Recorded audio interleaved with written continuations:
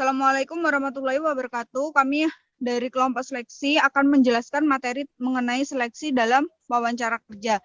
Saya Reza Damayanti Musafira dan teman saya Yolanda Nita Pradita.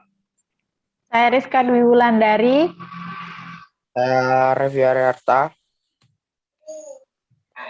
Saya Siti Syafina Anita Putri. Saya Samara Mutia. Baik, kami telah memperkenalkan diri, maka tahap selanjutnya kami akan menjelaskan mengenai definisi seleksi.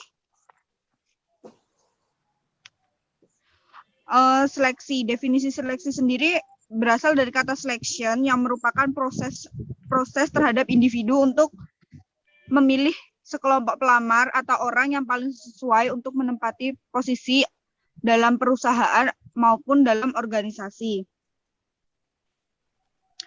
Sedangkan dari Crow dan Crow sendiri menyatakan bahwa bimbingan proses seleksi merupakan proses yang diberikan oleh seseorang, baik pria maupun wanita, untuk memilih kriteria yang ada di dalam perusahaan, mulai dari kepribadian yang baik, pendidikan yang memadai, kepada seseorang individu yang akan mengoperasionalkan kegiatan-kegiatan dalam perusahaan.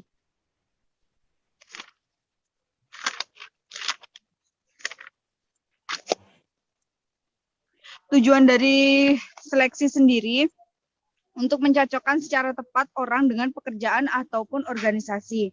Nah, ketika dalam perusahaan ini memiliki orang-orang yang melebihi persyaratan ataupun memiliki kurang memenuhi persyaratan atau karena satu hal yang tidak cocok dengan pekerjaan atau organisasinya, maka mereka ini tidak akan efektif untuk menjalankan perusahaan. Oleh karena itu, proses seleksi ini diadakan. Nah, faktor lain yang mempengaruhi proses seleksi itu ada faktor lingkungan. Dari faktor lingkungan ini ada fungsi-fungsi dari sumber daya manusia, fungsi sumber daya manusia yang lainnya. Nah, dalam fungsi ini tuh proses seleksi mempengaruhi dan dipengaruhi oleh hampir setiap fungsi sumber daya manusia. Nah, jika kompensasi yang ditawarkan kurang menarik atau dibanding yang diberikan oleh perusahaan lain, maka pelamar dengan kualitas yang terbaik ini menjadi sulit atau bahkan mustahil akan diperoleh oleh perusahaan tersebut. Oleh karena itulah, di setiap perusahaan pasti akan menawarkan kriteria menarik untuk mendapatkan sumber daya manusia yang berkualitas juga. Yang kedua, pertimbangan hukum. Nah, tujuan dasar dari pertimbangan hukum dari seleksi ini untuk menentukan kelayakan para kandidat untuk dipekerjakan. Seleksi juga penting bagi organisasi untuk memelihara praktik-praktik non-diskriminatif. Yang ketiga itu ada kecepatan pengambilan keputusan, di mana organisasi ini mengisi pekerjaan dengan cepat, cenderung memiliki tingkat pengambilan laba total yang melebihi tinggi bagi para pemegang saham. Nah, kondisi ini juga bisa mempengaruhi kecepatan yang dibutuhkan untuk pengambilan keputusan.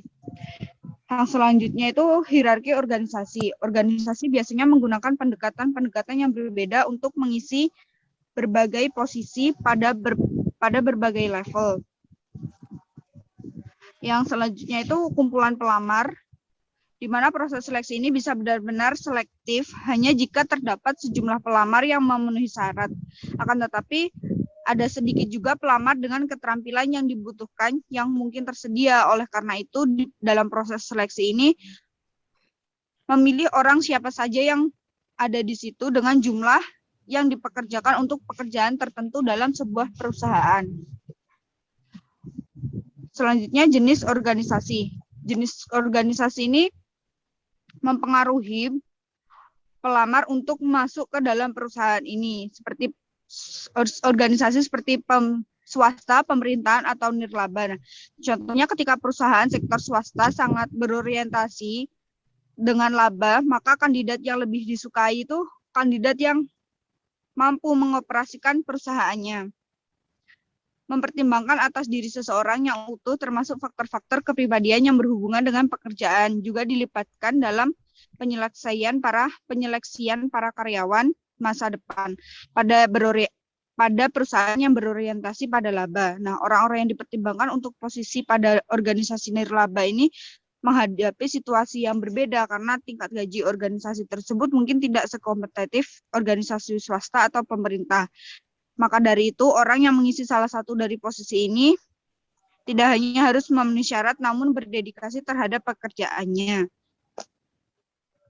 Dengan demikian, orang yang mengisi salah satu dari posisi ini tidak hanya harus memenuhi syarat. Perusahaan yang menggunakan masa percobaan atau yang memungkinkan perusahaan mengevaluasi kemampuan karyawan berdasarkan kinerja yang dicapai. Oleh karena itu, perusahaan biasanya membutuhkan orang-orang yang benar-benar kompetitif dalam bidang dari perusahaan itu sendiri. Berikutnya, proses seleksi. Saya akan menjelaskan mengenai proses seleksi. Nah, proses seleksi sendiri ini ada proses wawancara pendahuluan, wawancara telepon, dan juga rekaman wawancara. Jadi dalam wawancara pendahuluan ini, proses seleksi ini diawali biasanya menjadi awalan dari rangkaian proses seleksi, di mana tujuannya ini untuk penyaringan awal pelamar untuk menyisihkan mereka yang jelas-jelas tidak memenuhi persyaratan pada posisi ini. Nah, tahap ini para pewawancara mengajukan beberapa pertanyaan sederhana. Wawancara pendahuluan juga menciptakan untuk manfaat positif lain bagi perusahaan. Seorang pewawancara yang terampil ini akan mengetahui lowongan mana yang dibutuhkan oleh perusahaan, sehingga akan memudahkan untuk proses wawancaranya dan melihat kriteria dari pelamar sendiri. Yang berikutnya itu ada wawancara telepon, di mana tujuan dari wawancara telepon ini untuk mengurangi waktu dan tenaga yang terbuang dalam proses menghilangkan informasi visual yang dibutuhkan oleh perusahaan secara lengkap. Yang berikutnya ada rekaman wawancara, di mana rekaman wawancara ini metode yang dapat mengurangi biaya seleksi dengan beberapa situasi. Nah, dalam perusahaan bisa menggunakan perusahaan konsultan dengan banyak pewawancara yang tersedia untuk membantu mereka menggunakan metode ini.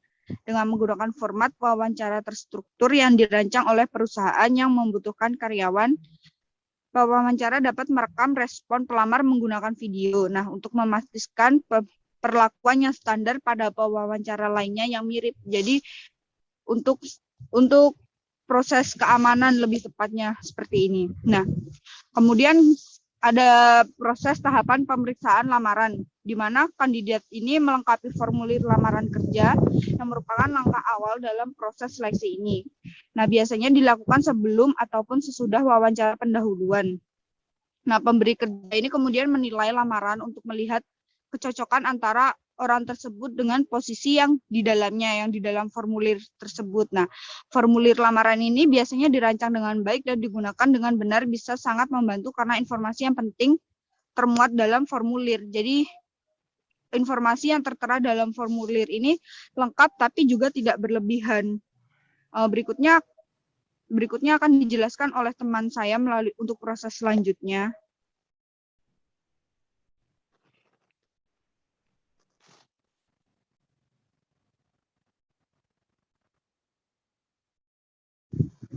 Mungkin untuk Yolanda bisa menjelaskan. Ya, maaf lupa di-unmute. Yang selanjutnya ada rekaman wawancara. Rekaman wawancara adalah metode lain yang dapat mengurangi biaya seleksi dalam beberapa situasi. Perusahaan itu bisa menggunakan perusahaan konsultan dengan banyak wawancara yang tersedia di seantero negara untuk membantu mereka menggunakan metode ini. Dengan menggunakan format wawancara terstruktur yang dirancang oleh perusahaan yang membutuhkan karyawan, pewawancara dapat merekam respons pelamar menggunakan video. Untuk memastikan perlakuan yang standar pada wawancara lainnya yang mirip, pewawancara mungkin tidak berinteraksi dengan pelamar, namun hanya mengulang pertanyaan jika diperlukan. Rekaman wawancara memiliki kekurangan tertentu dan tidak bisa menggantikan wawancara personal. Namun, sebagaimana halnya wawancara telepon, rekaman wawancara membuat perusahaan dapat memperluas jangkauan pencarian karyawan dan melibatkan lebih banyak orang dalam proses seleksi. Yang selanjutnya juga ada pemeriksaan lamaran. Yang pertama, meminta kandidat melengkapi formulir lamaran kerja adalah langkah awal lainnya dalam proses seleksi ini. Hal ini bisa dilakukan sebelum ataupun sesudah wawancara pendahuluan. Pemberi kerja kemudian menilai lamaran tersebut untuk melihat kecocokan antara orang tersebut dengan posisi yang dilamarnya. Formulir lamaran yang dirancang dengan baik dan digunakan dengan benar bisa sangat membantu karena informasinya yang penting termuat di situ dan disajikan dalam format standar. Formulir-formulir lamaran pada tahap awal mungkin tidak diperlukan untuk banyak posisi manajemen dan profesional. Dalam hal ini, resume saja sudah cukup, lamaran lengkap bisa disampaikan belakangan. Yang selanjutnya, informasi spesifik yang diminta pada sebuah lamaran kerja bisa bervariasi dari satu perusahaan ke perusahaan lainnya, dan bahkan bisa bervariasi untuk jenis-jenis pekerjaan dalam suatu organisasi. Formulir lamaran biasanya berisi bagian-bagian untuk nama, alamat, nomor telepon, wajib militer, pendidikan, dan riwayat kerja. Beberapa pernyataan yang telah tercetak biasanya termuat dalam formulir lamaran. Pertama, dengan menandatangani formulir tersebut, pelamar menjamin bahwa informasi yang diberikan pada formulir tersebut akurat dan benar. Para pemberi kerja akan menolak para kandidat yang memberikan pernyataan-pernyataan yang tidak jujur untuk isu-isu penting. Yang kedua, jika tidak dilarang oleh hukum negara bagian, formulir tersebut harus pula menyatakan bahwa pengisian posisi yang bersangkutan bersifat kerja berdasarkan keinginan.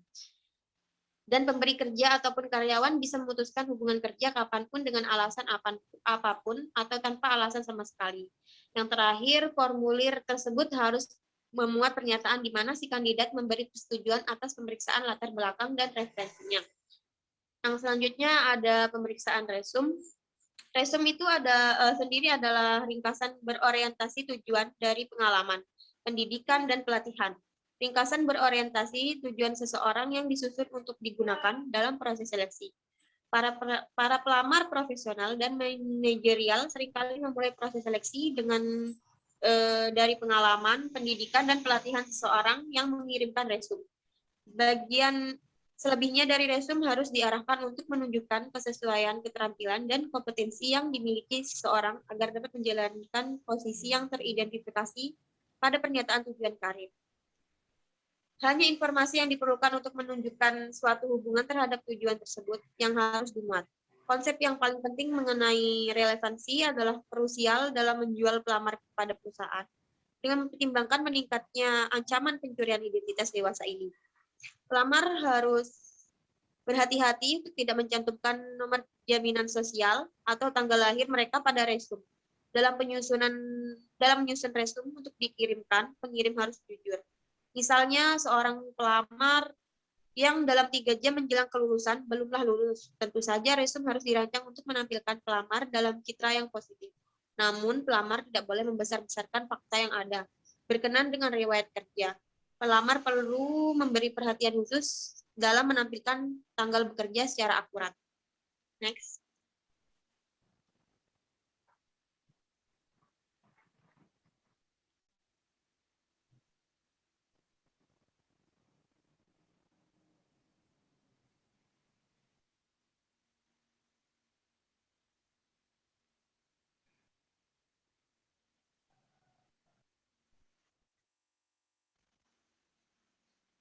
Selanjutnya ada tes seleksi.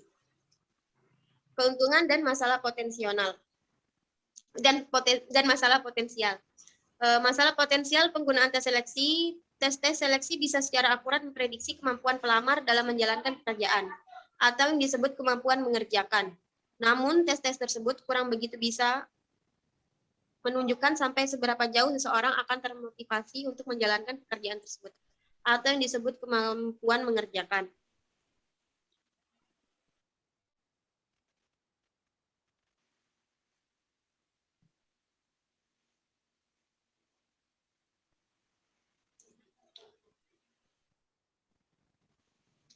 Selanjutnya, karakteristik tes seleksi yang dirancang dengan tepat akan dijelaskan oleh teman saya.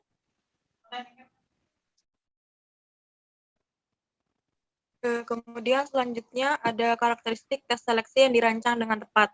Yang pertama ada standarisasi. Standarisasi adalah keseragaman prosedur dan kondisi yang terkait dengan pelaksanaan tes.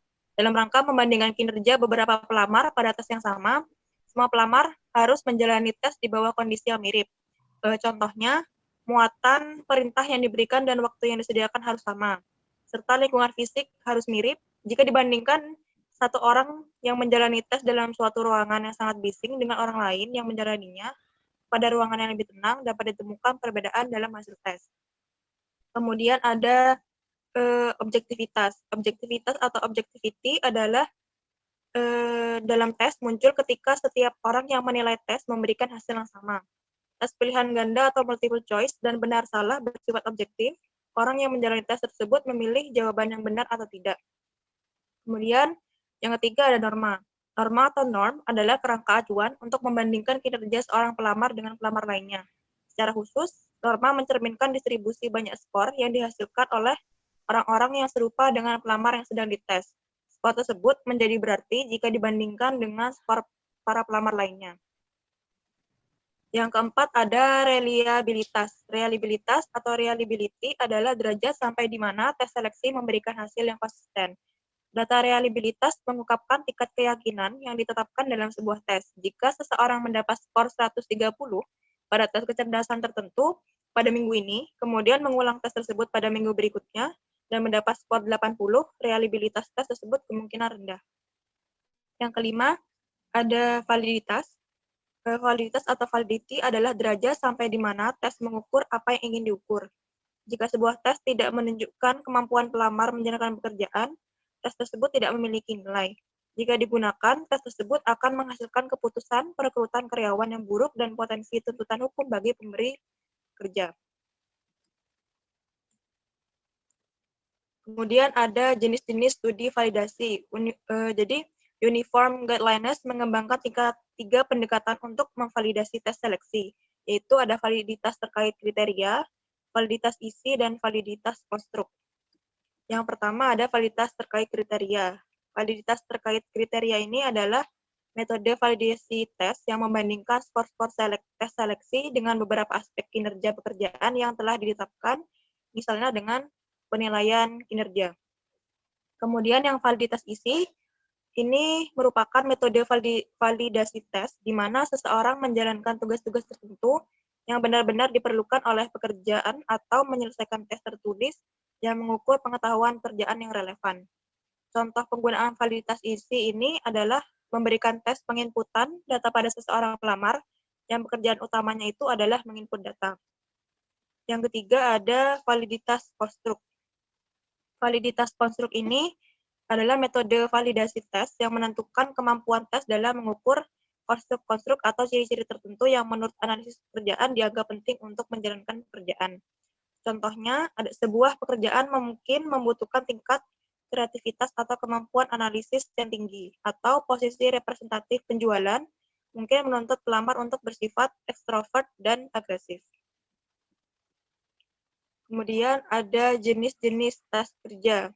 Jadi setiap orang tuh kan memiliki perbedaan dalam karakter yang berhubungan dengan kinerja pekerja.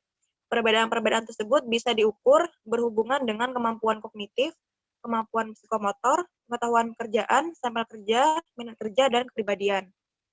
Yang pertama ada tes bakat kognitif. Jadi tes bakat kognitif ini adalah tes yang menentukan kemampuan analisis umum, daya ingat, kosakata, kelancaran verbal, dan kemampuan numerik.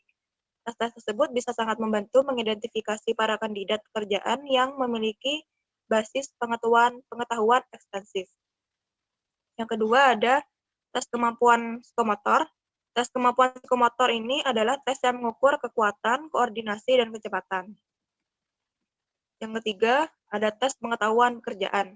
Tes pengetahuan pekerjaan atau job knowledge test ini adalah tes yang mengukur pengetahuan kandidat mengenai tugas-tugas dari pekerjaan yang dilamar. Yang keempat ada tes sampel kerja. Jadi tes sampel kerja atau work sample test ini adalah tes yang mengharuskan pelamar menjalankan tugas atau kumpulan tugas yang mewakili pekerjaan. Yang kelima ada tes minat kerja. Tes minat kerja ini adalah tes yang menunjukkan pekerjaan yang paling diminati seseorang dan pekerjaan yang kemungkinan paling memberikan kepuasan. Yang keenam ada tes kepribadian. Tes kepribadian atau personality test ini adalah ukuran-ukuran yang dilaporkan oleh diri sendiri berkenaan dengan pembawaan, temperamen, atau sikap seseorang. Tes kepribadian tidak seperti tes kemampuan, jadi tidak dibatasi waktu dan tidak mengukur keterampilan pemecahan masalah spesifik. Baik, selanjutnya akan dijelaskan oleh teman saya.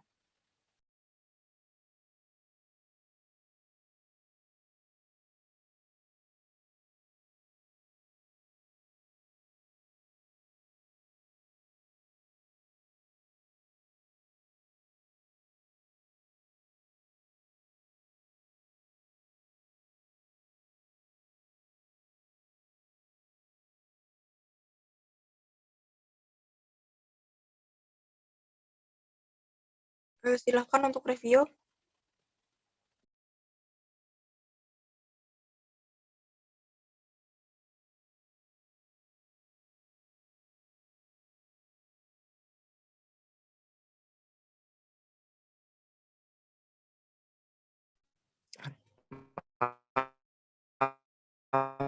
Maaf, belum, Kak. Baik, selanjutnya ada bentuk-bentuk tes yang atau genetic testing diberikan untuk mengidentifikasi kecenderungan akan penyakit-penyakit keturunan, termasuk kanker, penyakit jantung, gangguan saraf, dan penyakit-penyakit bawaan. Tes-tes genetika bisa memprediksi kecenderungan mengidap suatu penyakit. Namun, untuk tes-tes tersebut tidak bisa mengatakan kapan tepatnya seseorang mengidap penyakit tersebut. Untuk tes genetika ini ada dua alasan utama diberlakukannya tes ini. Yang pertama, tes yang bersifat prediktif memungkinkan para pemberi kerja menolak karyawan-karyawan yang memiliki kemungkinan untuk bekerja lebih lama dan produktif atau tidak memiliki penyakit keturunan. Yang kedua, ada memungkinkan intervensi terapeutik sehingga memungkinkan para karyawan mengidap penyakit mendapatkan terapi yang tepat. Lalu ada yang kedua, grafoanalisis atau analisis tulis tangan. Ada dua aliran berbeda dalam analisis tulisan tangan, yaitu teori Gestalt yang dikembangkan di Jerman dan metode pembawaan trait yang dikembangkan terutama di Prancis, Inggris, dan Amerika Serikat. Metode trait mempelajari tulisan tangan untuk menentukan pembawaan-pembawaan tertentu, seperti bagaimana orang membentuk huruf-huruf tertentu. Namun, masih ada keraguan pada ketepatan hasil tes tulis tangan yang menyebabkan beberapa perusahaan memilih untuk tidak menggunakannya. Lalu yang ketiga ada tes poligraf. Tes poligraf ini ialah salah satu manfaat poligraf atau tes kebohongan untuk memperkuat atau membuktikan kesalahan informasi yang termuat dalam formulir lamaran. Namun, Employee Polygraph Protection Act tahun 1988 membatasi secara penggunaan tes poligraf pada sektor swasta. Yang keempat, ada tes online. Perkembangan teknologi yang semakin pesat juga mempengaruhi perusahaan-perusahaan untuk memulai menggunakan internet untuk melakukan pengujian berbagai keterampilan yang dibutuhkan oleh para pelamar. Perusahaan bisa merancang dan membuat tesnya sendiri secara online atau menggunakan sumber eksternal. Sebagai contoh, ada perusahaan yang menjual tes-tes untuk menguji kemampuan teknis para pelamar kerja yang mereka klaim telah di.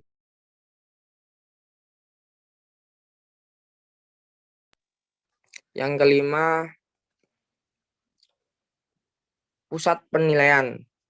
Pusat penilaian atau assessment center ialah pendekatan seleksi yang mengharuskan orang-orang menjalankan aktivitas-aktivitas yang mirip dengan apa yang mungkin nantinya mereka alami pada pekerjaan yang sebenarnya. Pusat penilaian dinilai sangat cocok untuk menyeleksi calon-calon manajer. Dalam sebuah pusat penilaian, para kandidat mengerjakan sejumlah latihan yang mensimulasikan tugas-tugas yang akan mereka jalankan pada pekerjaan yang mereka inginkan. Di antara tes-tes pusat penilaian yang khas, para pelamar bisa menyelesaikan latihan in basket dan menjalankan permainan manajemen, kelompok diskusi kepemimpinan, wawancara tiruan, dan simulasi-simulasi lainnya. Next.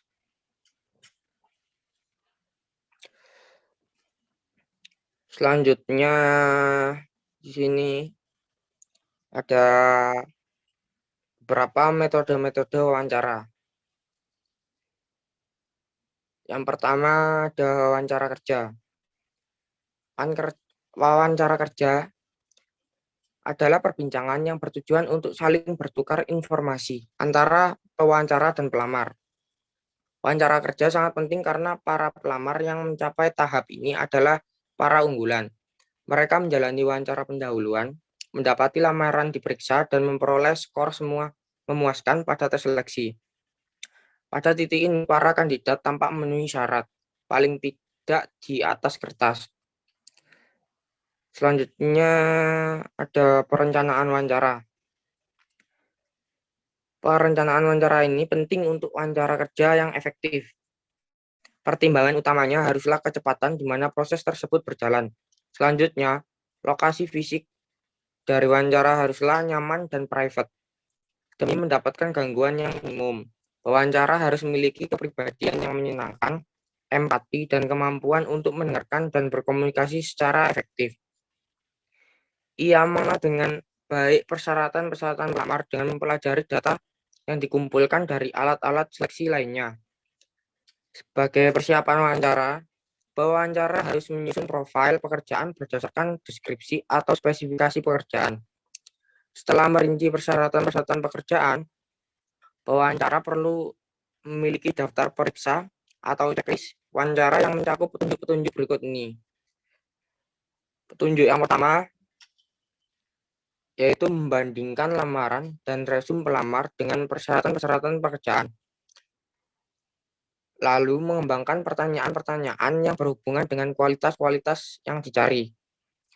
Mempersiapkan rencana bertahap untuk menyajikan posisi, perusahaan, divisi, dan departemen. Lalu ada menentukan cara menanyakan contoh-contoh perilaku pelamar yang berhubungan dengan pekerjaan yang lalu. Lalu tahap selanjutnya yaitu isi wawancara. Bidang-bidang yang biasanya tercakup dalam wawancara adalah sebagai berikut.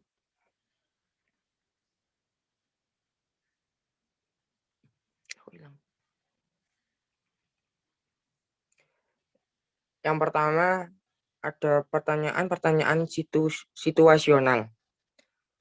Pertanyaan-pertanyaan situasional ialah pertanyaan-pertanyaan yang menanyakan situasi kerja tertentu untuk mengetahui apa yang dikerjakan pelamar dalam situasi yang serupa.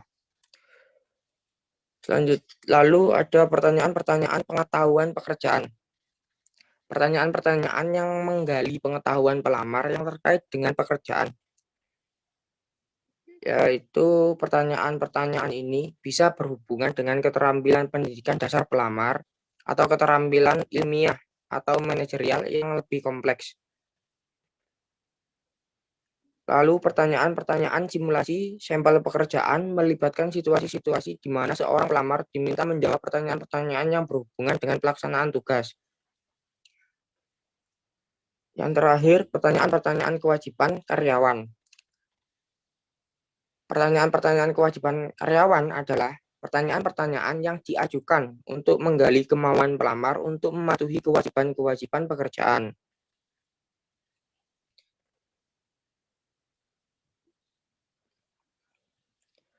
Lalu ada wawancara keperilakuan atau behavioral interview.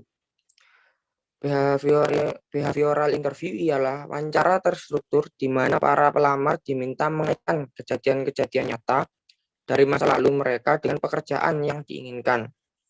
Awalnya, wawancara model ini hanya digunakan untuk posisi-posisi eksekutif senior. Namun, kini dipandang sebagai teknik yang populer untuk posisi-posisi pada level yang rendah.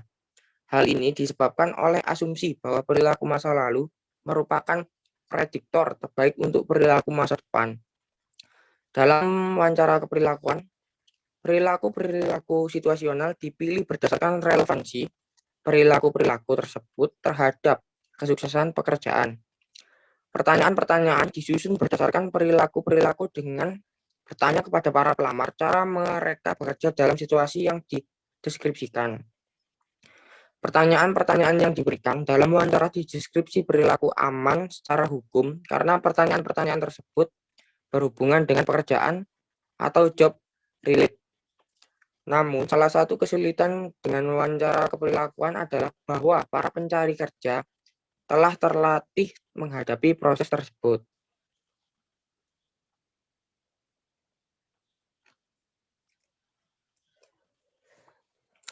Selanjutnya ada jenis-jenis umum wawancara.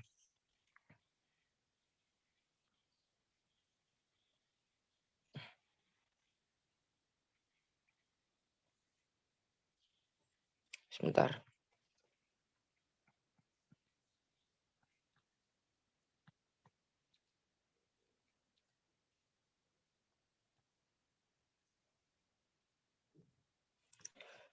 Untuk jenis-jenis wawancara ini,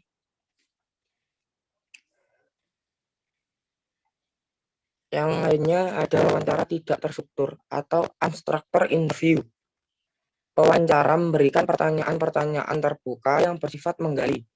Wawancara yang tidak diarahkan atau non-direktif seringkali lebih memakan waktu dibandingkan wawancara terstruktur dan menghasilkan informasi yang berbeda dari tiap kandidat yang berbeda.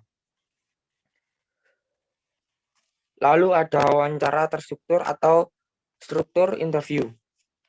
Wawancara menanyai setiap pelamar untuk pekerjaan tertentu serangkaian pertanyaan yang sama terkait dengan pekerjaan. Penggunaan wawancara terstruktur meningkatkan reliabilitas dan akurasi dengan mengurangi subjektivitas dan inkonsistensi dari wawancara tidak terstruktur. Wawancara kerja terstruktur biasanya terdiri dari 4 jenis pertanyaan. Yang pertama ada pertanyaan-pertanyaan situasional. Pertanyaan-pertanyaan situasional adalah pertanyaan-pertanyaan yang menanyakan situasi kerja tertentu untuk mengetahui apa yang dikerjakan pelamar dalam situasi yang serupa. Lalu ada pertanyaan-pertanyaan pengetahuan pekerjaan. Pertanyaan-pertanyaan ini yang menggali pengetahuan pelamar yang terkait dengan pekerjaan. Contohnya pertanyaan-pertanyaan ini bisa berhubungan dengan keterampilan pendidikan dasar pelamar atau keterampilan ilmiah atau manajerial yang lebih kompleks.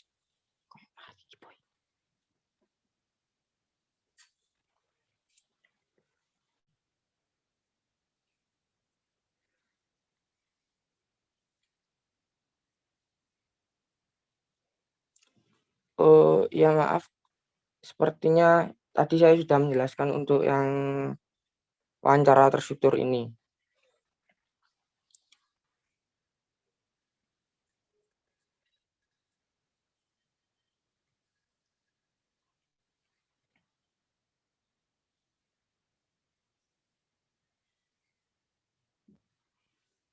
Oke, untuk yang ini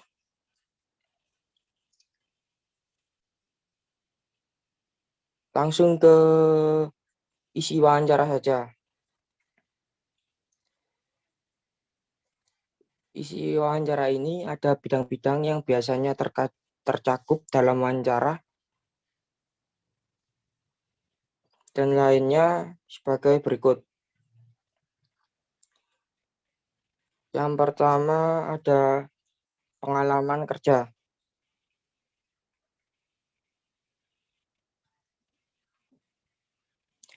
Pengalaman kerja ini biasanya ditanyakan seperti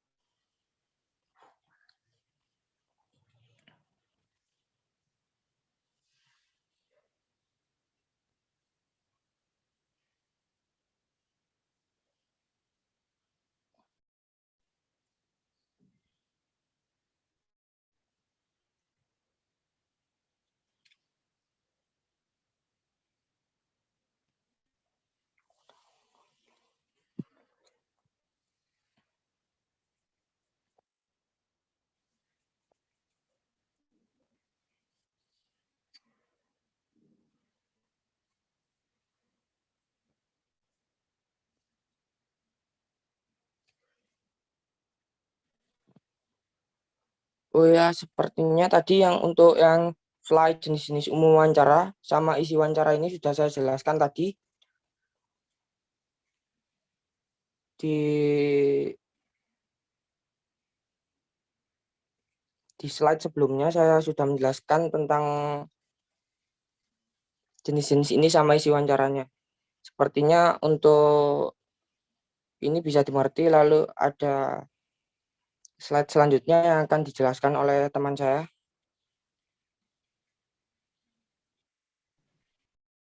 Selanjutnya ada metode-metode wawancara.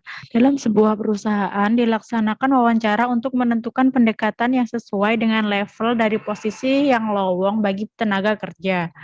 Adapun metode-metode tersebut adalah yang pertama wawancara 1-1. Dalam wawancara kerja yang umum, pelamar bertemu dengan satu pewawancara yang diharapkan dapat melegakan bagi pelamar dalam meluapkan emosional pelamar serta terjadi pertukaran informasi yang efektif. Selanjutnya, wawancara kelompok. Wawancara kelompok dilakukan dengan menggabungkan beberapa pelamar dengan beberapa perwakilan perusahaan untuk melakukan diskusi kelompok. Sehingga dari diskusi tersebut, pewawancara dapat melihat kompetensi interpersonal pada setiap kandidat. Yang ketiga, wawancara dewan atau panel. Wawancara dewan dilakukan dengan menghadirkan beberapa perwakilan perusahaan untuk mewawancarai para pelamar secara bersamaan. Ketika wawancara sudah selesai dilakukan, para perwakilan perusahaan mengumpulkan hasil evaluasi yang didapat selama proses wawancara. Selanjutnya, wawancara banyak pihak. Wawancara ini dilakukan oleh pewawancara yang berasal dari rekan kerja, bawahan, dan atasan. Hal ini dilakukan agar perusahaan mendapatkan pandangan lebih menyeluruh dari kandidat dan menghasilkan keputusan penerimaan karyawan yang lebih baik dari berbagai sudut pandang. Dan yang terakhir, wawancara stres. Wawancara stres dilakukan dengan menciptakan suasana gelisah oleh pewawancara agar kandidat merasa tidak nyaman sehingga pewawancara dapat mengetahui toleransi pelamar terhadap stres yang mungkin muncul dalam setiap pekerjaan. Next.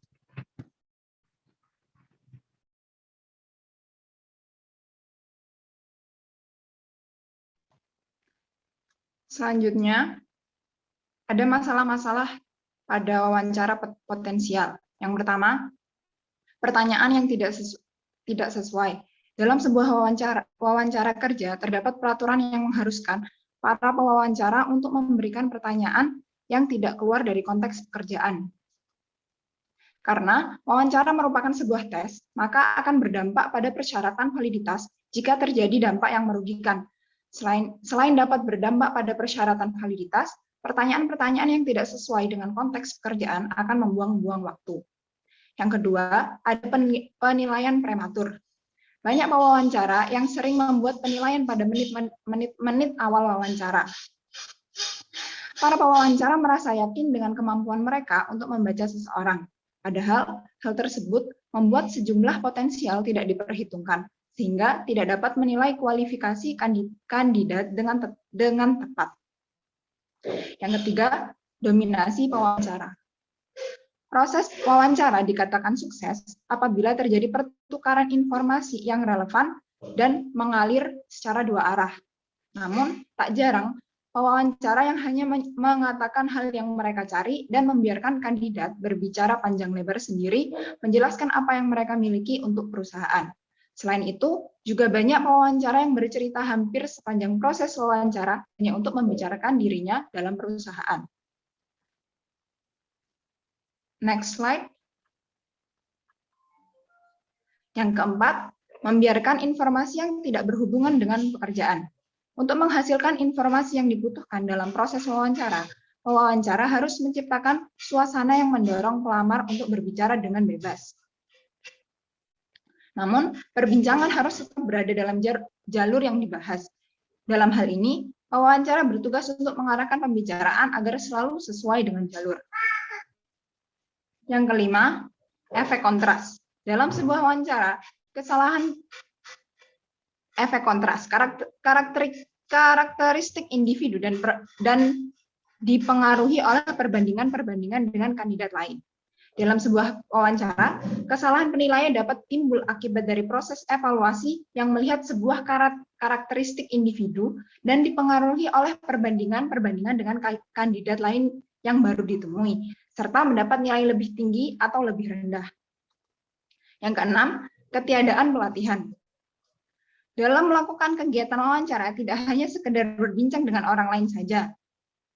Namun, selama proses wawancara berlangsung, pewawancara diharapkan mendapat petunjuk mengenai cara pelamar menjawab pertanyaan yang berhubungan dengan pekerjaan. Hal ini menuntut pewawancara untuk terlatih memiliki tujuan pada saat mengajukan pertanyaan pada pelamar, serta dapat menentukan kesesuaian berbagai pengalaman hidup pelamar dengan persyaratan kerja. Next. Yang ketujuh, ada komunikasi nonverbal. Dalam proses wawancara, tidak hanya komunikasi secara verbal saja yang dinilai, tetapi komunikasi nonverbal pun juga ikut dinilai oleh para pewawancara. Selain itu, tidak hanya pewawancara saja yang berupaya melihat sinyal-sinyal nonverbal dari pelamar, namun pelamar juga harus melihat sinyal-sinyal nonverbal yang diberikan oleh pewawancara.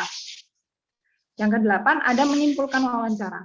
Ketika pewawancara sudah mendapatkan informasi yang diperoleh dari proses wawancara yang sudah dilakukan, pewawancara harus mengakhiri proses wawancara. Kemudian, pihak manajemen harus menentukan kecocokan pelamar dengan posisi yang lowong dalam perusahaan. Ketika hasil sudah ditentukan, pewawancara harus menyampaikan pada pelamar dalam waktu yang tidak lama, agar dapat mempertahankan hubungan positif dengan pelamar. Next slide.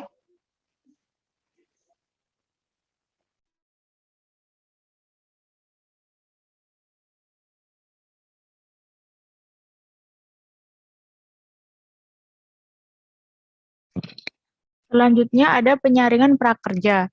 Penyaringan prakerja dibagi menjadi dua. Yang pertama penyelidikan latar belakang. Penyelidikan latar belakang yang melibatkan perolehan data dari berbagai sumber termasuk para pemberi kerja terdahulu, asosiasi-asosiasi bisnis, biro-biro kredit, lembaga-lembaga pemerintah, institusi-institusi pendidikan, semakin dianggap penting. Penyelidikan latar belakang yang efektif dan komprehensif biasanya dilaksanakan oleh pihak ketiga dan meliputi penyelidikan verifikasi atas beberapa unsur, yaitu pekerjaan terdahulu, pendidikan, referensi-referensi pribadi, riwayat kriminal, catatan mengemudi, pengadilan sipil, riwayat kompensasi karyawan, riwayat kredit, nomor jaminan sosial.